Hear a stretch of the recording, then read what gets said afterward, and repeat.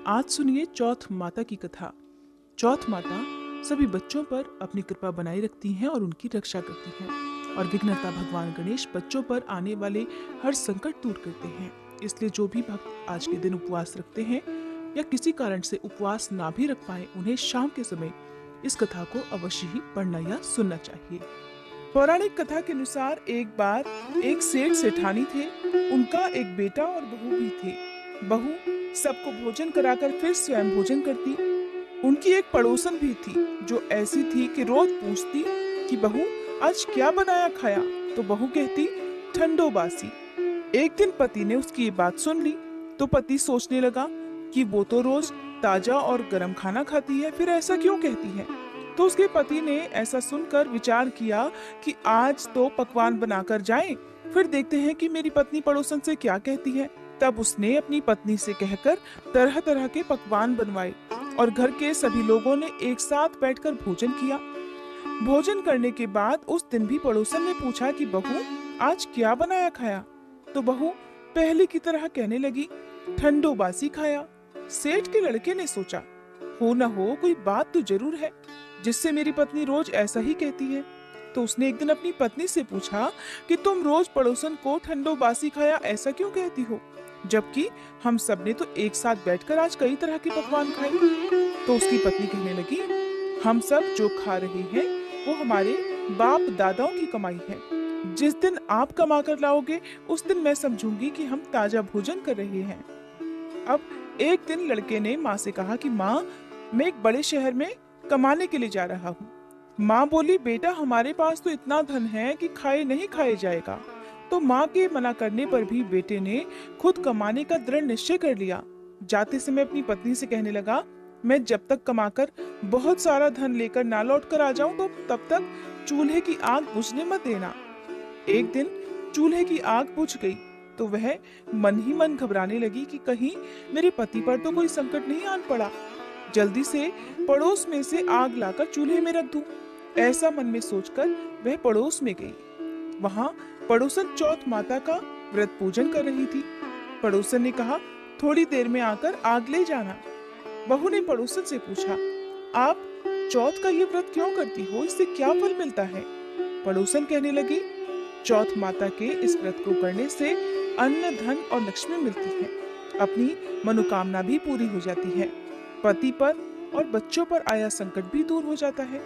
पड़ोसन से व्रत की सारी विधि पूछकर कथा के बारे में जानकर अब बहू ने भी अगली बार से चौथ माता का व्रत रखना शुरू कर दिया।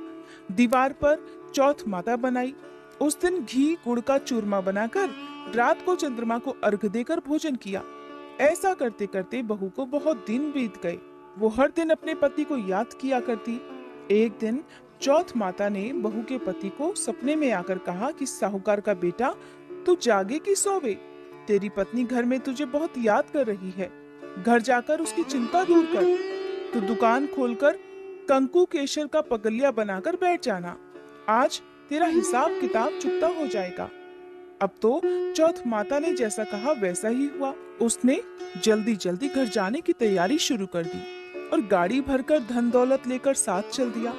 रास्ते में एक बड़ा सा काला नाग फन फैलाए हुए बैठ गया और कहने लगा आज तो मैं तुझे डसूंगा, छोड़ूंगा नहीं, आज तेरी उम्र पूरी हो गई है। तब साहूकार के लड़के ने सांप से कहा आज चौथ माता ने मुझे सपना दिया है, इसीलिए मैं अपनी पत्नी से मिलने घर जा रहा हूँ।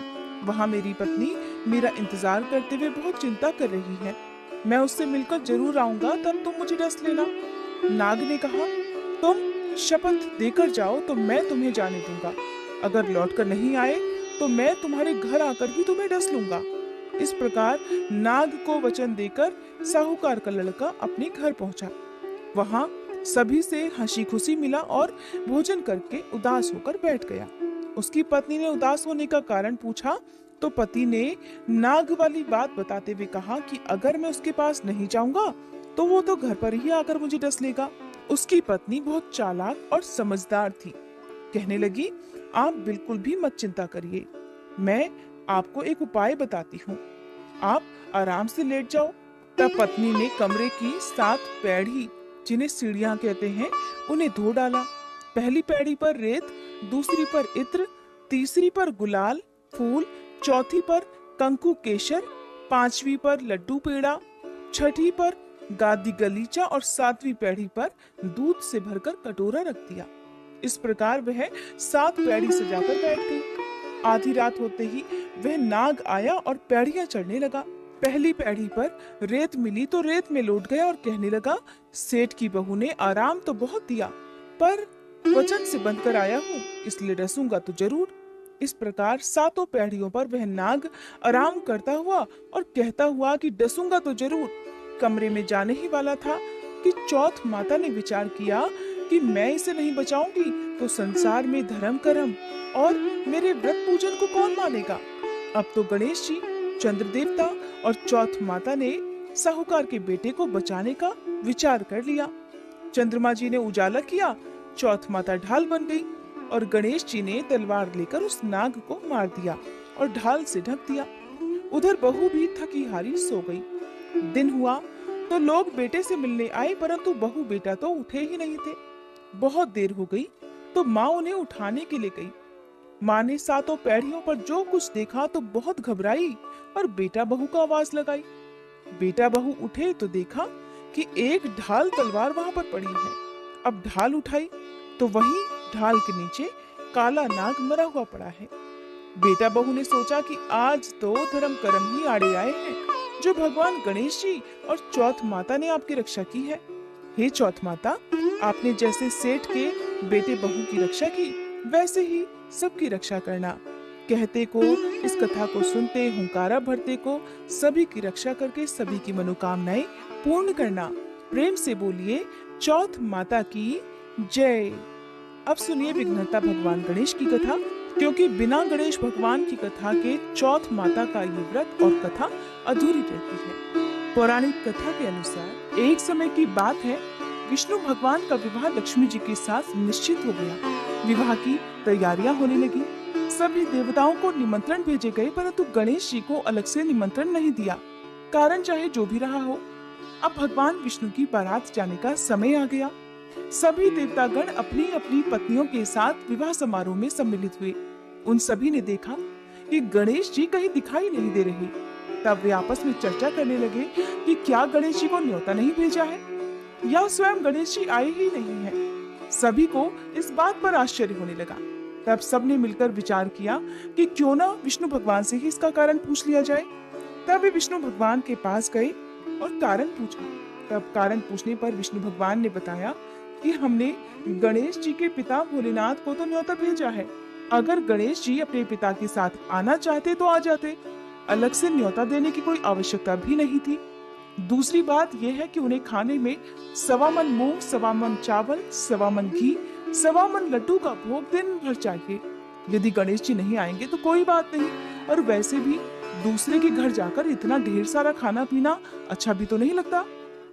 वे सभी अभी बातें कर ही रहे थे कि किसी एक ने उन्हें सुझाव दिया कि अगर गणेश जी आ भी जाएं तो उन्हें द्वारपाल बनाकर बैठा दिया जाएगा और कह देंगे कि आप घर की देखभाल करना, क्योंकि आप तो चूहे पर बैठकर धीरे धीरे चलोगे तो बारात से बहुत पीछे रह जाओगे। सबको ये सुझाव पसंद आ गया। तब विष्णु भगवान ने भी अपनी सहमति दे दी।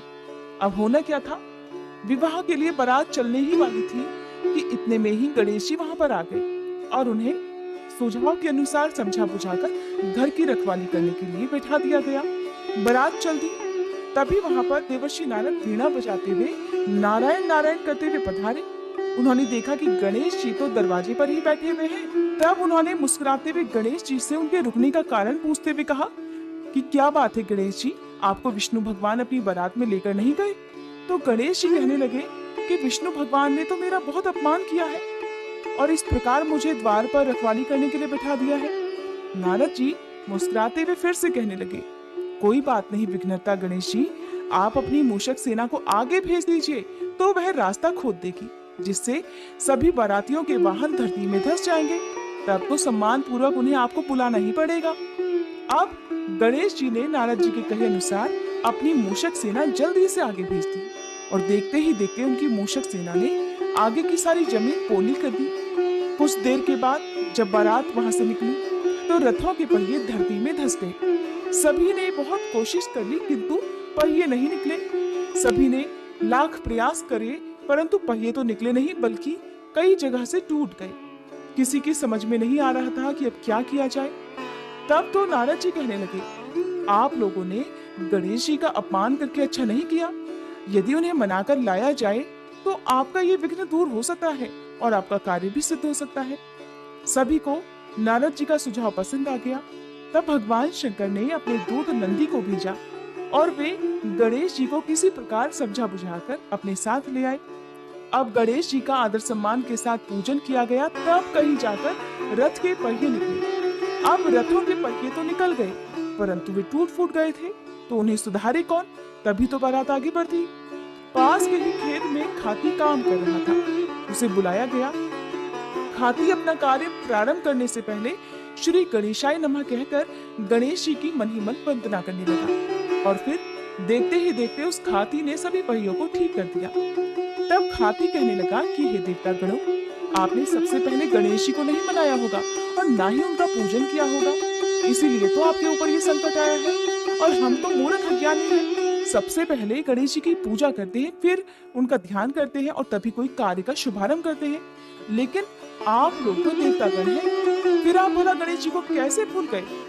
कोई बात नहीं, अब आप लोग भगवान श्री गणेश जी की जय बोलकर जाएं तो आपके सारे काम बन जाएंगे और कोई संकट भी नहीं आएगा। सभी को अपनी अपनी गलती का पश्चाताप हुआ और तब सबने गणेश भगवान का जय जयकार कर वहां से प्रस्थान किया। इस प्रकार विष्णु भगवान का लक्ष्मी जी के साथ विवाह संपन्न कराकर सभी सकुशल अपने अपने घर को लौट आए। ये थी संकष्टी चतुर्थी के दिन सुनी जाने वाली चौथ माता और विघ्नहर्ता भगवान गणेश की कथा।